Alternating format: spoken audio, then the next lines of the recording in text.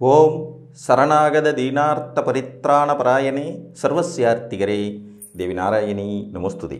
வணக்கம் நேயர்களே, இது மகாலட்சுமி ஜோதிடம் வழங்கும் காலச்சக்கரம். உங்கள் அன்பு ஜோதிடர் ஸ்ரீராம்ஜி பேசுகிறேன். அனைவரும் நலமுடன் இருக்கிறீர்களா? நன்றாகத்தான் இருப்பீர்கள், நன்றாக இருக்க வேண்டும். இன்றைய காணொளியில் நாம் காண இருப்பது 7ஆம் இடத்து கிரகமும் வாழ்க்கை துணையின் குணமும். இதான் தலைப்பு. பொதுவாக திருமண வாழ்க்கை சிக்கலை சந்திக்கும் போது மனிதன் சொல்லொன்னா துயரங்களை சந்திக்கிறார். இந்த வாழ்க்கை துணை, நமக்கு வரப்போகிற வாழ்க்கை துணையோட கேரக்டர் எப்படி இருக்கும் அப்படிங்கிறத ஒரு மாதிரி ஜட்ஜ் பண்ணிட்டோம்னா, அதுக்கு தகுந்தால் போல் நம்மளுடைய வாழ்வியல் முறைகளை மாற்றி அமைத்து கொள்வதன் மூலமாக பெரும் துன்பங்கள்லேருந்து நம்ம தப்பிச்சுக்க முடியும். எல்லாருக்கும் லக்னம்னு ஒரு வீடு இருக்கும். அதற்கு நேர் 7ஆம் இடம் மெயினாக திருமண வாழ்க்கை சம்பந்தமான விஷயங்களை தீர்மானிக்கிற வீடாக இருக்கும். அதை சப்தமஸ்தானம் அப்படின்னும் கலத்திரஸ்தானம் அப்படின்னும் சொல்லுவாங்க. இந்த கலத்திரஸ்தானம் தான் பொதுவான மாரகஸ்தானம் அப்படிங்கிறதே மறந்துடக்கூடாது. அப்போ இந்த இடம் நமக்கு எந்த மாதிரியான வாழ்க்கை துணையின் குணங்களை தரும் அப்படின்னு தீர்மானிக்கும் போது அதை வெகுவாக முடிவு செய்யக்கூடிய கிரகங்களாக அந்த வீட்டில் அமர்ற கிரகங்கள் இருக்கும். எப்போவுமே ஒரு வீட்டில் அமர்ந்த கிரகத்தின் குணங்கள் வெளிப்படவே செய்யும். அந்த அடிப்படையில் சூரியன் முதலான நவக்கோள்கள் 7ஆம் இடத்துல உட்கார்ந்தா எந்த மாதிரியான வாழ்க்கை துணையின் குணம் இருக்கும் அப்படிங்கிறத நம்ம இன்றைக்கி பார்க்கலாம். இது ஒரு 40 to 50% அந்த குணத்தை ஒத்து தான் அவங்க வருவாங்க. அதுக்கு அடுத்தது 2-3 கிரகங்கள் கலந்து இருந்துச்சுன்னா ஆட்டோமேட்டிக்காக அந்த குணங்களில் 2-3 குணமும் கலந்து இருக்கும். ஒரு கிரகத்தினுடைய குணத்தையோடு சேர்த்து இன்னொரு கிரகத்தினுடைய குணமும் கலந்து தான் வருங்கிறத நீங்களாக முடிவு பண்ணிக்கணும். இப்போ உங்களுக்கு 7ல் யாருமே இல்லை சார், 7ஆம் இடமே எனக்கு காலியாக இருக்குது, அப்போ நான் எப்படி எடுத்துக்கிறது அப்படின்ற கேள்வி வந்தால், அந்த 7ஆம் வீட்டின் அதிபதி யாரோ அவரின் குணம் கொண்ட வாழ்க்கை துணை வருவாங்க அப்படிங்கிறத நீங்கள் முடிவு பண்ணிக்கலாம். பொதுவாக 7ஆம் இடத்துல சூரியன் இருக்கிறது நல்லதில்லை, ஆனால் நிறைய பேருக்கு இருக்கத்தான் செய்யும். 7ஆம் இடத்தில் சூரியன் இருக்கும்போது ஆட்டோமேட்டிக்காக பார்த்திங்கன்னா உங்களை அதிகாரம் செலுத்தக்கூடிய, உங்களை அடக்கி வைக்கக்கூடிய, தான் என்கின்ற எண்ணம் கொண்ட, தன்னம்பிக்கை மிகுதியான, என்னால் எல்லாம் செய்ய முடியுங்கிற மாதிரி நினப்பு உள்ள வாழ்க்கை துணை கிடைப்பாங்க. இது ஆண் பெண் 2 பேருக்கும் பொது. உங்கள் லக்னத்துக்கு 7ஆம் இடத்துல சூரியன் இருக்கான்னா நீங்கள் அடங்கி போகிற மாதிரியான சூழ்நிலை தான் வரும். உங்களை அடக்கி வைக்கிறதுக்கான வாழ்க்கை துணை தான் வரப்போகிறாங்கன்னு அர்த்தம். அப்போ அதுக்கு தகுந்த மாதிரி நீங்கள் ப்ரிப்பேர் ஆகிக்க வேண்டியது அவசியம். அரசு வேலையில் இருக்கக்கூடியவர்கள், அரசாங்கத்தின் தொடர்பு உள்ள குடும்பத்தில் பொண்ணு எடுக்கிறது, அரசு அதிகாரம் கொண்டவங்க குடும்பத்திலேருந்து வரன் வரக்கூடிய வாய்ப்புகள், அல்லது ஜாதகரே அரசு அதிகாரத்தில் இருக்கக்கூடியவங்களாக இருக்கக்கூடியது அப்படிங்கிற மாதிரி 7ல் இருக்கிற சூரியன் அமைப்பை கொடுப்பார். நல்ல நிலையில் 7ல் சூரியன் இருந்தாருன்னா தகப்பன் வழி உறவில் கல்யாணம் ஆகிறதுக்கான வாய்ப்பு இருக்கும் அப்படிங்கிற பலனை கூட சொல்லலாம். சந்திரன் 7ஆம் இடத்துல இருக்கும்போது தாயன்பு மிக்கவர் மனைவியாக வரக்கூடியவராகவும், அழகுணர்ச்சி மிகுந்தவராகவும், உங்களை அம்மா மாதிரி பார்த்துக்கிற மாதிரி ஒரு அரவணைப்பு மிக்க கணவரோ அல்லது மனைவியோ அமைவதற்கான வாய்ப்புகள் இருக்கும்னாலும் கூட, சந்திரன் பொறுத்த வரைக்கும் ஒரு சலன புத்தி கொண்ட கிரகம் அப்படிங்கிறதுனால அடிக்கடி மூடு மாறிக்க கொள்ளக்கூடிய வாழ்க்கை துணை இருப்பாங்க. அவங்களுடைய மூடை கணித்து அதுக்கு தகுந்த மாதிரி வாழ்க்கையை கொண்டுட்டு போகிறதே நமக்கு ஒரு பெரும் போராட்டமாக இருக்கும். இப்போ சந்தோஷத்தில் இருக்காங்களா கோபத்தில் இருக்காங்களாங்கிறதையே கண்டுபிடிக்க முடியாத அளவுக்கு ஒரு குழப்பமான நிலை தரக்கூடியதாக இருக்கும். இல்லை சந்திரன் தனிச்சு இருந்துட்டாருன்னா பிரச்சனையே இல்லை. சனி செவ்வாய் ராகு கேது மாதிரியான பாவிகளோடு இது அங்கே இணைஞ்சாருன்னா வாழ்க்கையை நடத்திட்டு போகிறதே ஒரு பெரிய போராட்டம் அப்படிங்கிறது மாதிரி மனநிலையை கொடுத்துவிடும். 7ஆம் வீட்டில் செவ்வாய் உட்காந்துருக்காருன்னு வச்சுக்கோங்க. செவ்வாய் ஒரு மாதிரி மூர்க்கத்தனம் கொண்ட கிரகம். வேகம், ஆத்திரம், கோபம், வருத்தம் இதையெல்லாம் உடனே சட்டுன்னு வெளிப்படுத்தக்கூடியவங்க. உணர்வுகளை கட்டுப்படுத்த இயலாத கிரகம் செவ்வாய்ங்கிறதுனால உங்களுக்கு வரக்கூடிய வாழ்க்கை துணையானவர் உணர்ச்சிகள் வேகத்தில் என்ன மாதிரியான முடிவுகளை வேணாலும் எடுப்பாங்க அப்படிங்கிற அமைப்புகள் கொஞ்சம் அதிகமாக இருக்கும். இந்த 7ல் செவ்வாய் இருக்கிறவங்களுக்கு தான் கொஞ்சம் அடிதடி நடத்துகிற வாழ்க்கை துணை அப்படின்னு சொல்லலாம். நீங்கள் ஒரு அடி போட்டிங்கன்னா பதிலுக்கு 2 அடி உங்களுக்கு கிடைக்கிறதுக்கு ரெடியாக இருக்கும். இரத்த காயங்கள் அடிக்கடி வாழ்க்கை துணையோட கைகலப்பில் ஏற்படுறதுங்கிறது இந்த 7ல் இருக்கிற செவ்வாயினால் வரக்கூடியது தான். ஸோ செவ்வாய் 7ஆம் இடத்துல இருக்கிறத தோஷம் குற்றம்னு சொல்லி வச்சதுக்கான ரீசனும் இது தான். அது செவ்வாய் தோஷங்கிற கான்செப்ட்லேயும் வரும் அப்படிங்கிறதுனால பொதுவாக 7ஆம் இடத்துல செவ்வாய் இருந்தால் ரத்த சம்மந்தப்பட்ட உறவில் வரனை முடிக்காமல் இருக்கிறது புத்திசாலித்தனம். பூமி சம்மந்தப்பட்ட பிரச்சனைகள் வரக்கூடியது, அதிகார தோரணையில் இருக்கிறவங்க நம்மளை ஆளுமை செலுத்தக்கூடியது, எதற்கெடுத்தாலும் சண்டை வம்பு வழக்குங்கிற மாதிரி பிரச்சனைகளை சந்திக்கக்கூடிய குணம் கொண்ட வாழ்க்கை துணை 7ல் செவ்வாய் இருந்தால் வரும். 7ஆம் இடத்துல புதன் இருக்கார். இது ஒன்றும் அவ்வளோ மோசம்னு சொல்லிட முடியாது. அவருக்கு லக்னத்தில் திக்பலம்னா 7 நிஸ்பலம்னு உடனே ஒரு கணக்கு போட வேண்டியதில்லை. அந்த வீட்டில் அவர் எப்படி இருக்காருங்கிறத பொறுத்து படித்த புத்திசாலித்தனமான சாதுர்த்தியமான முடிவுகளை எடுக்கக்கூடிய வாழ்க்கை துணை கிடைப்பாங்க. 7ஆம் இடத்துல புதன் இருக்கிறது சாதுர்த்தியமான முடிவு எடுக்கக்கூடிய வாழ்க்கை துணை அமையும் அப்படிங்கிறத கொஞ்சம் நம்ம எடுத்துக்கலாம். அவங்க பெருசாக 2 டிகிரி முடிச்சிருக்கணும் 3 டிகிரி முடிச்சிருக்கணுன்றது அவசியம் இல்லை. ஒரு நளினத்தன்மையும் சாதுர்த்தியமான முடிவும் எடுக்கக்கூடிய வாழ்க்கை துணையாக இருப்பாங்க.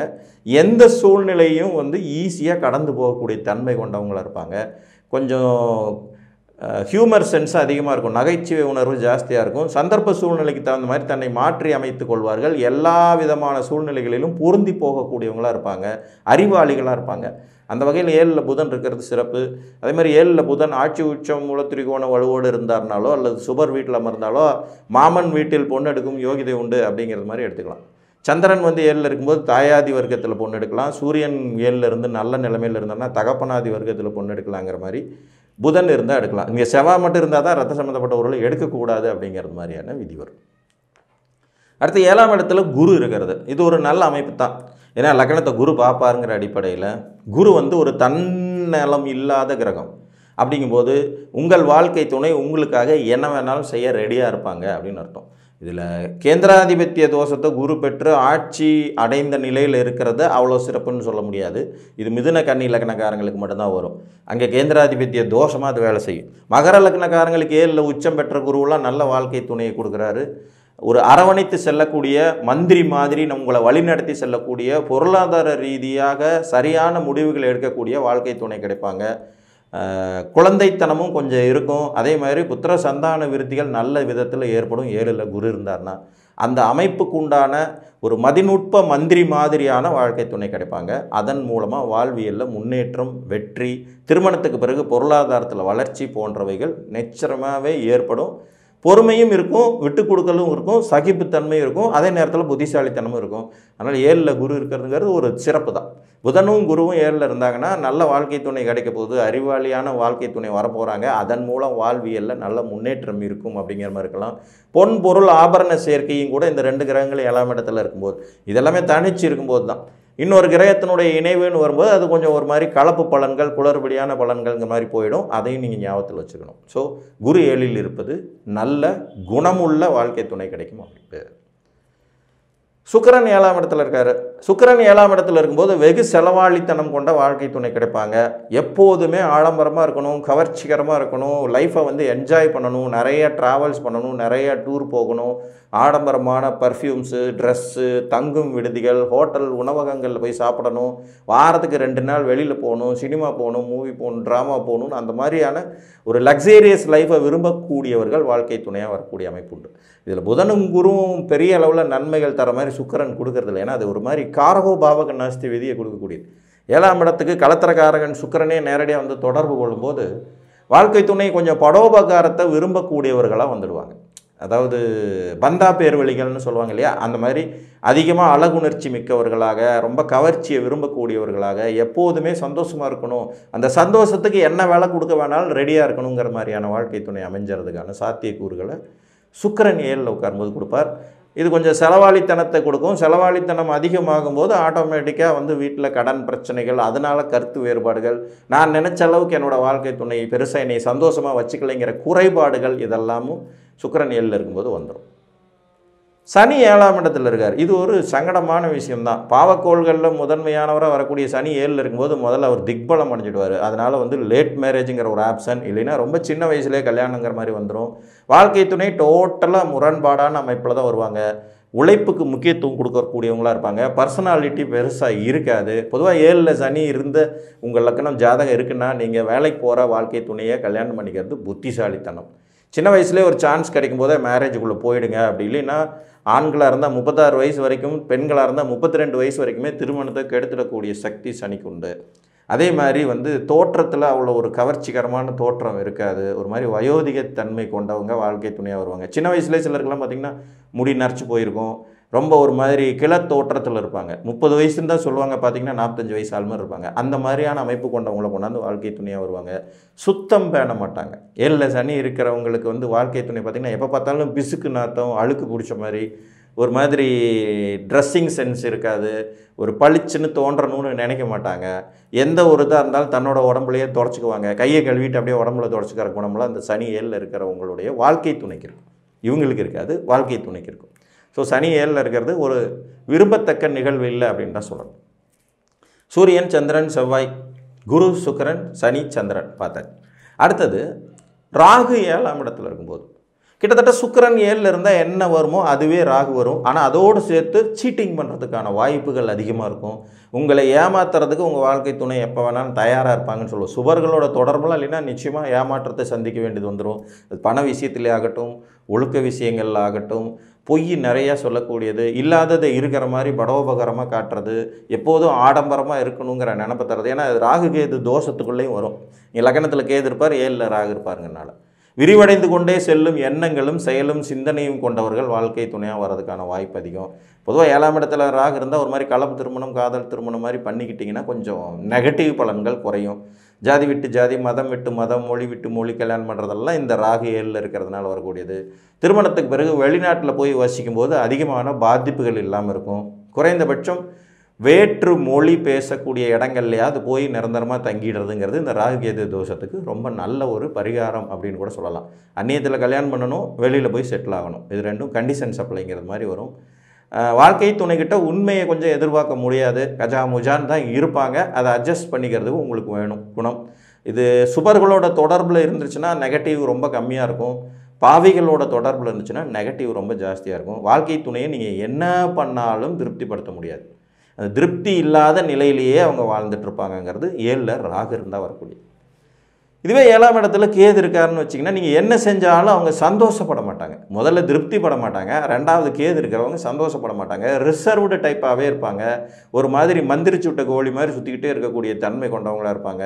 எப்போதும் கலக்கமான ஒரு மனோநிலை அவங்களுக்கு இருந்துக்கிட்டே இருக்கும். சந்தேக பேர் வழிகளாக இருப்பாங்க.